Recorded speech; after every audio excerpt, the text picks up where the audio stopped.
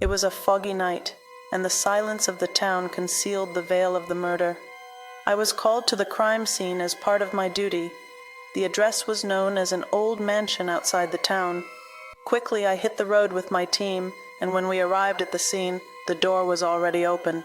A dreadful silence prevailed. As we entered the mansion with my team, we came across a woman's corpse in the bedroom downstairs. The woman's face bore a frozen expression, and her large green eyes were filled with the coldness of death. Her dress was stained with blood. Next to her lay a pistol, indicating the certainty of the murder. However, the most striking thing was a peculiar note on the floor. The note was filled with incomprehensible symbols and complex letter sequences. At first glance it was unintelligible, but we knew that this note concealed the essence of the case. The woman's husband lay on the floor covered in blood, but there was a surprise next to him as well. We found another note left beside the weapon. The content of this note was even more complex and filled with secrets. The second note provided the decryption for the first note. What was written in the second note seemed to hold the key to a puzzle. My team and I examined the notes, and despite their complexity, we decided to solve the mystery. As we discovered the connections between the notes, we realized that the case had an even more intricate story. We learned that the man we had identified as the woman's husband had mysteriously disappeared, leaving no trace behind. The true secret behind the murder remained hidden, and we were striving to unravel this mystery. Despite the complexity of the notes, the secret behind the case remained unsolved. We went to the rendezvous location and time indicated by the notes, but no one showed up. The mystery of the murder still eluded us, and this horror-filled enigma hung over the town like a dark cloud. Who knows, perhaps one day, the enigma of this murder would suddenly come to light. It was a dreadful night when I, along with my colleagues, embarked on a routine patrol duty. It is the duty of us police officers to roam the streets at night to ensure the safety of the townspeople. However, that night began like any other routine assignment, but it quickly turned into a gruesome murder case. Radio announcements alerted us to strange noises emanating from an old, abandoned house in the southern part of town. Without hesitation, my colleagues and I headed to the scene. The old house had been abandoned for years and had become the subject of eerie tales among the townsfolk. Upon our arrival at the house, we discovered the front door ajar and heard a horrifying scream from within. We promptly drew our weapons and entered the premises. The hallways were dark and silent, yet an eerie presence permeated the air. As we approached one of the rooms, we were met with a horrifying sight, illuminated dimly by a faint light. Inside the room lay the lifeless body of a fellow police officer.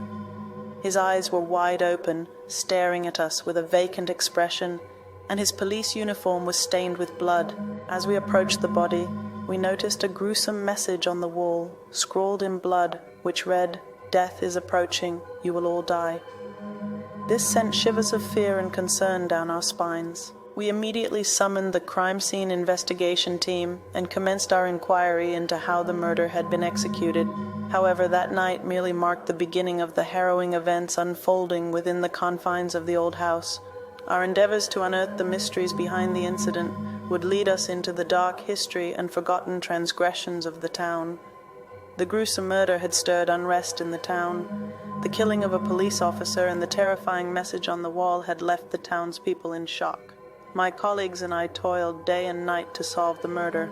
The old house, the site of the heinous crime, seemed to unveil a curtain concealing dark secrets from the town's history. Initially, we began by researching the slain police officer's past and connections. However, each clue propelled us further into a more intricate narrative.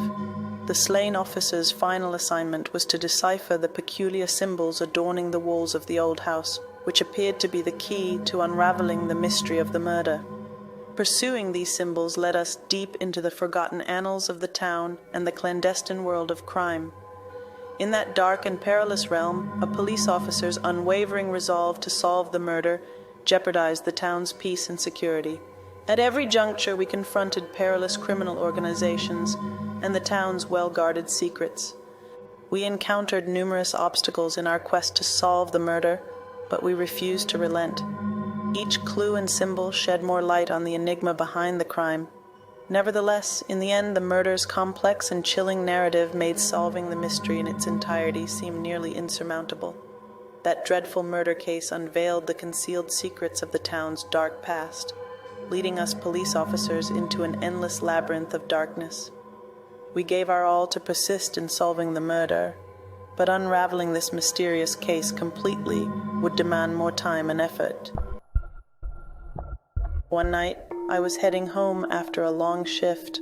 I took off my police uniform and got into bed, falling asleep quickly due to the exhaustion. I found myself in a complex and eerie dream. In my dream, there was a crime scene. It was a dark place, and silence surrounded me. With trembling hands, I advanced and found a suspicious corpse. The face of the corpse was a familiar one. I couldn't tear my eyes away from that body in panic. Suddenly, the corpse's eyes opened and it looked at me with a sinister smile. I abruptly woke up, drenched in sweat. It felt like the fear I experienced in that dream had truly haunted me. However, it seemed like the dream was just beginning. For several nights, the same dream repeated itself. Each time, the suspicious corpse became more detailed. The corpse was dressed like me, and its face was slowly decaying. At that point, the boundaries between reality and dream started to blur. The face of the corpse in my dreams was transforming into my real-world face. The fear in my eyes was no longer solely from the dreams. This nightmare pushed me to the brink of madness. One day, a tip came in, and the place I went to was the same location as the one I had seen in my nightmares. This affected me deeply. Even though days passed after that incident, I couldn't shake off the fear and anxiety I felt in that moment. I went to see a doctor and underwent lengthy treatment. I'm fine now, but I still continue to take medication.